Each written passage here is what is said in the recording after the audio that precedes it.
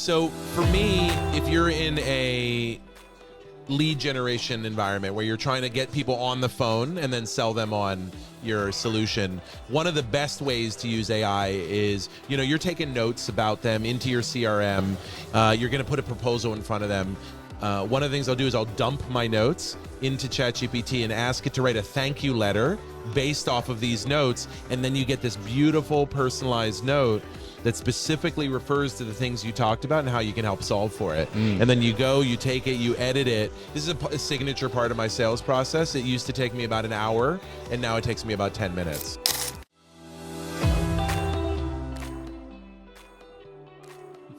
We're here with Dan Grech from the BizHack Academy. He teaches small businesses just like yours how to use AI in marketing and sales. Dan, what's up? Mark, awesome to be here. Me too. Dan, tell me, why do small businesses need to be using AI now? A lot of times you hear AI is talked about AI versus human. And really the actual, AI replacing humans and jobs and taking our jobs. What's actually happening is there's going to be, it's not AI versus human, it's AI plus human versus human alone. If you're a small business that isn't using AI, you are going to lose, and you're going to lose to small businesses that use AI. But I got to say, Dan, I hear this said a lot. You're not going to lose your job to AI. You're going to lose your job to a human that's using AI. What's the difference? I'm still losing my damn job. You are still losing your job, but you could be the guy who's keeping the job or taking the job. And the thing is that there are certain tasks that AI are going to take over.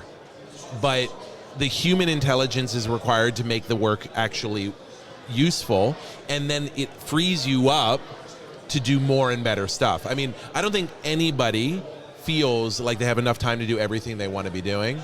So I think in the end, at least where we are right now, the bigger risk is if you're doing repetitive tasks that could be automated intelligently, you're at risk. And you need to learn how to manage those automations. One of the things I like to say is we're going from being coders to debuggers, from writers to editors. That's really good. I totally agree with that too. And people, it's funny, people say like AI is not creative.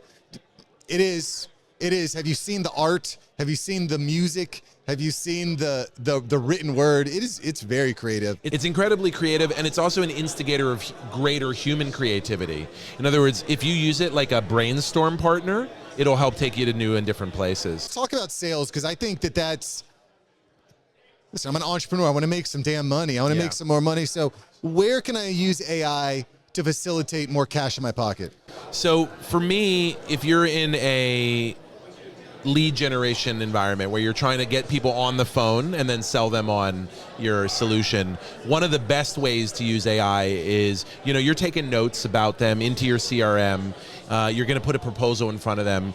One of the things I'll do is I'll dump my notes into ChatGPT and ask it to write a thank you letter based off of these notes, and then you get this beautiful personalized note that specifically refers to the things you talked about and how you can help solve for it. And then you go, you take it, you edit it. This is a signature part of my sales process. It used to take me about an hour, and now it takes me about 10 minutes. I was using I am using this program called Avoma.ai. It's a Zoom assistant. So it goes into my Zoom calls, it transcribes everything, it writes out it even identifies key moments, like maybe if the person I'm speaking to has an objection, it notifies that. It also, quick sales tip, the less you speak, the more you sell. It'll also identify who's doing the most speaking. So it's kind of funny, like after I get off a sales call, I'll be like, damn, I spoke 60% of the time. How do I get down to 20%? So anyway, Avoma is a tool that I've really liked. How do you spell that? Avoma, A-V-O-M-A. I love that, because what it does is it's allowing you to train. It's allowing you to improve. It gives a whole new set of sales management tools. So, there's a great line in sales. They say that, salespeople grow your company, sales managers grow salespeople. Right. So one of the biggest challenges you have as a sales manager is it's very hard to be on every call or to listen to every call. These tools allow you to put data behind the analysis of your salespeople's calls. So another example of what this could mean is you could probably have sales managers managing more salespeople. Yeah, great point. Great point. What about the information on the front end? Like, is there any way that you're recommending or that you're using AI to kind of like help prepare the people for the sales call? Yeah, so research. So one of the questions you can ask ChatGPT is, let's say you're selling into a company. You could say, tell me about X company, or tell me what you know about X company. And that ChatGPT will then respond with information. That's a good way to check that they actually have good information about the company. And then if they know the company, like tell me what you know about Microsoft, and they know Microsoft, because one of the issues I should say is large language models are trained on the internet.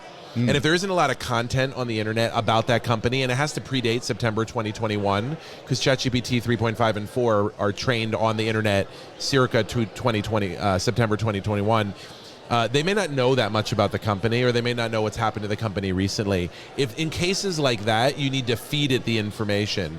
So you could scrape their website, load it into ChatGPT, then it has that information. But once it has that information, or if it already knows it, you can then ask it, what would be 5 things that I could say that would be valuable to an HR manager at Microsoft that is aligned with their core values? Yeah.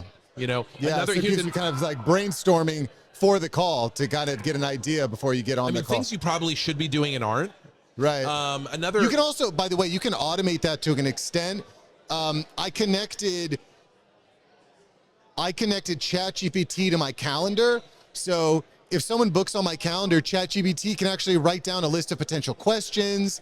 Exactly. It could, like to your exact point, it's automatic. So as soon as I hop into the call, I can just go, oh, I've already got a Google form. It's ready to go. I've got my notes. Or you can automate it with something like Go High Level, so that it's including notes into your CRM automatically, which is something that Salesforce is doing. And that's so we were talking about this a little bit. You're like, listen, the big guys, the Salesforces of the world, like we don't have, as a small business owner, you don't have the same resources to compete. Yeah, basically, I want to give one other quick idea before we move on and talk about how this is getting integrated in HubSpot and Salesforce. The other little idea, this is a tidbit, but I don't know if you guys can hear it, but there's a lot of background noise because we're right now in Tampa for the EO Nerve Conference. EO is Entrepreneurs Organization. So it's happy hour time. You're standing between me and a drink. But one of the best use cases I've ever heard from a sales perspective is, we all know that the pregame for a conference is where it's all at. What you should do when you go to a conference is have lined up 20 phone meetings, in-person meetings with sales prospects. Do any of us do it? No, we don't. So what you could do with ChatGPT is you could write a series of personalized emails to your targets ahead of time, inviting them to a cup of coffee. Now, what's different about this and what you would normally do is, if you even get around to writing it, it's probably a generic. But if you can leverage ChatGPT, you can quickly personalize it, and then you can get a much higher response rate. I have a client who did this. His normal response rate was 12%. It went to 40% when it was personalized. Wow. And you can use their LinkedIn profiles as well as the publicly available information on LinkedIn. You could say, hey, we both went to the same college, or we're both members of this organization, or we both share a passion about this topic, and that will create a much higher likelihood of a response. And then the follow-up similarly, you have the notes from the call, you load them in, you can have that personalized follow-up. These are things, look, marketing is one-to-many, sales is one-to-one. You can make things much more personalized if you feed it information, but let it do the hard work of writing the thing. That's definitely, to me, what's most exciting about AI is creating customization at scale. Creating those custom experiences at scale. Because honestly, all of your data is all out on the internet anyway. Absolutely. Why not leverage that? I was speaking to Mike Wynn on the podcast. He's developing this calendar app. It might be live. I'm not sure if it's live yet, but what it does is it asks you for your email and other basic information, but it takes your email and it scrapes the web. It scrapes the entire internet for your, where you were born, where you live, are you married, where do you work, where did you work, where did you go to school? So as soon as you get on the call, you already know their entire life story. So, are they a dog person, right? Oh, yeah, I'm just messing with my dog. I love my dog so much, It just makes it easier to connect on these types of topics sooner. Absolutely. Mark, have you ever asked ChatGPT to tell it what it knows about you, what it knows about Mark Savant? I have not. You got to do it. It's fucked up. Excuse my language. It's crazy. So I did it. So I'm actually not the most famous Dan Grech, it turns out. There is another Dan Grech out there who is a music producer from England for Radiohead. Whoa. But I went, I said, tell me about Dan Grech, the former journalist turned entrepreneur. And it came back to me with like a very detailed bio about me, almost like a Wikipedia entry. And everything about it was exactly right, except for one line where it said I worked for a company I didn't work for. That's wild. This is called hallucination. Yeah. And so it's really important with everything that I've said so far is you got to fact check anything before you send it to a client, because there's nothing more offensive than a fake personalized thing with wrong information. It's like spelling their name wrong. It like has the exact opposite effect. So the one big caveat I would say is AI doesn't fact check, and it does a thing called hallucinate or make stuff up. And one of the ways you can see is if you're a pretty public person like I have been, like you are, it knows you, but it doesn't always know you accurately. That's right. It'll actually lie to you too. And like I mentioned this in the talk, like there's this attorney who was using ChatGPT for research, and he said, are all these cases that you're citing real? ChatGPT's like, yeah, they're real. I got it from LexisNexis. You're good. And now he's getting like reprimanded in court by the judge. Like, sorry, lawyer, like you messed up. ChatGPT lawyer's not here. Joe Rogan the other day was talking about having an AI president. And I can't even imagine like the implications of that. Can I ask you about journalism for a second too? Yeah, just before, because I don't want to leave it hanging, and then we'll talk about journalism. Love that topic. So in November of 2022, ChatGPT is released, and it is a neutron bomb. I mean, it is the biggest tech release in history. In 2 months, it got 100 million users. It took TikTok, the second fastest, 9 months. Yeah. Threads ended up getting there faster, but only because they just were leveraging Facebook. Instagram, Yeah, Instagram users. So we've never seen anything like this in the history of technology. And a lot of the attention from media is really in this Microsoft versus Google, where Microsoft is a dominant investor in ChatGPT's creator OpenAI. Google has its own competing technology. Recently, Amazon bought Anthropic, which is a third competitor. And so all the media attention is getting focused there. But very quietly, Canva, Slack, Adobe, HubSpot, Salesforce are integrating AI into their core platform. And that is when it's going to go from a novelty to mainstream use. You know, there's something called Copilot, which is an add-on to the Microsoft 365 suite, where instead of going to ChatGPT, it's built into Word. So instead of writing something in Word, you say, describe what you want, and ChatGPT will write it inside of Word. Same for Outlook. Same for Excel. You can start doing natural language querying of databases. You don't need to know SQL or how to program in Excel or how to figure out how to do a pivot table. Good luck to you. Like you can say, create a pivot table comparing this data set to this data set in natural language. And with Copilot, it's going to start doing it. Same is going to be true for Google. They call it Duet. So that's the next quiet revolution that's in the process. I mean, there are enterprise clients using this already. This is the today of AI in software. And frankly, if you're not using AI, if you're not ready to like maximize its use, you're not going to be able to compete against the people that are. It's not going to be optional. It's like not knowing how to use a computer or type. Right. Yeah. Right. And we all been around people who are like, well, how do I do this or how do I do that? Like, it's not optional. So I think starting to use it early and often, putting those systems in place, absolutely crucial. You know, I also think it's kind of an interesting segue to the future of journalism. Yes. You know, there's a writer's strike in Hollywood, which isn't necessarily journalism, but, you know. The creative class is freaked out. Did you hear that Sarah Silverman sued OpenAI? Did she really? For basically using her jokes as a training set? Because you can go ask ChatGPT to write a Sarah Silverman style joke, and it does a bang-on job. Right. And she's pissed about it. So her and a bunch of other writers sued ChatGPT's maker. You know, see here why this is why that's bullcrap, because that's like saying anybody that I ever influence cannot exist anymore. You know what I'm saying? Because like I will create, especially in comedy, like you're always quoting like, well, how many jokes have been made about something that Trump did or said, right? From a copyright perspective, it's super complicated, this one. Like, it's not clear who's in the right and what. There's nothing in the current copyright law that speaks to this. This is all okay from a copyright perspective. But let me give you, we're going to talk about journalism. So the New York Times and other major media outlets are contemplating a lawsuit of ChatGPT as well. And the reason why is because they're trained on their article set.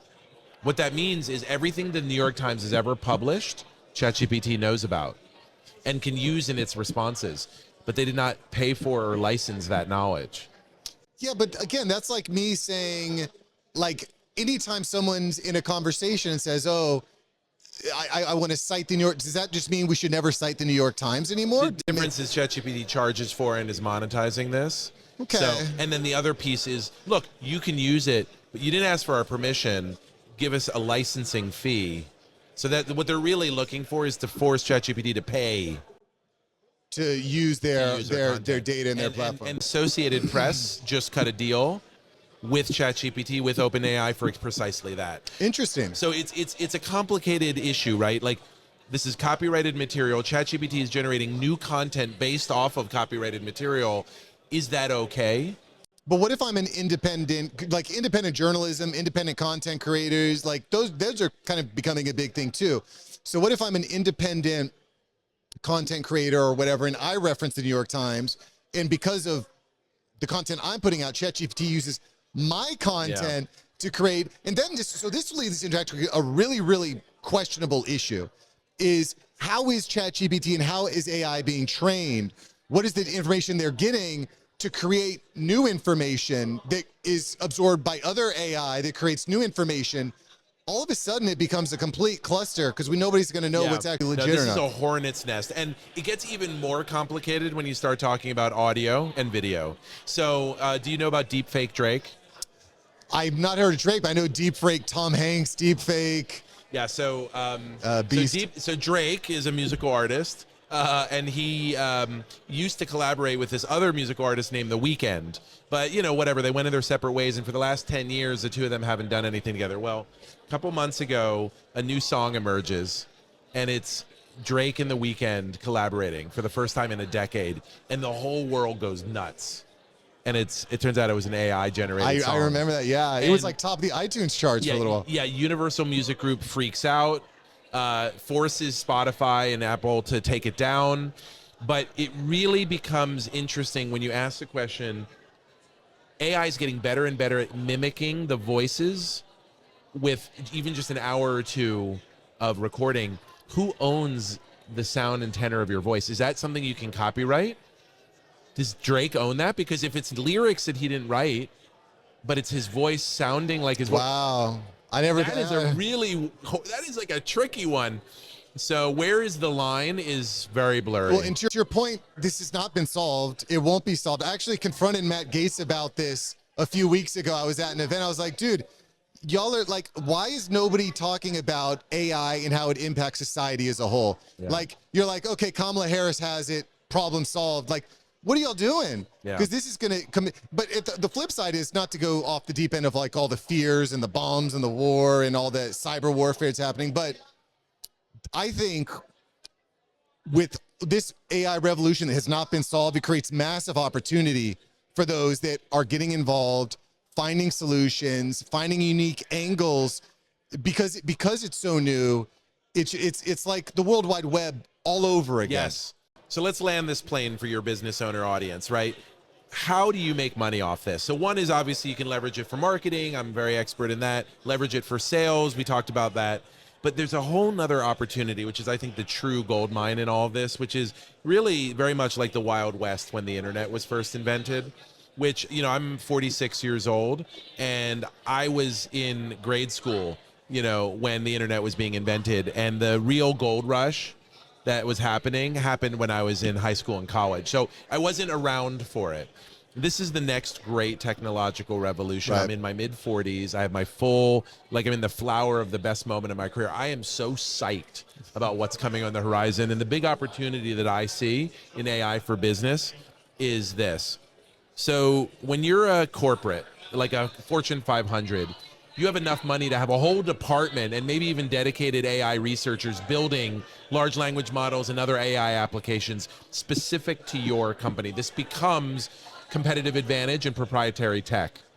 And the other side of the spectrum is the mom and pops, the solopreneurs, the businesses sub $5 million, where they're just using off-the-shelf tools like ChatGPT or all the integrations into all their common software like HubSpot. There's this middle ground opportunity for what I call intelligent automation.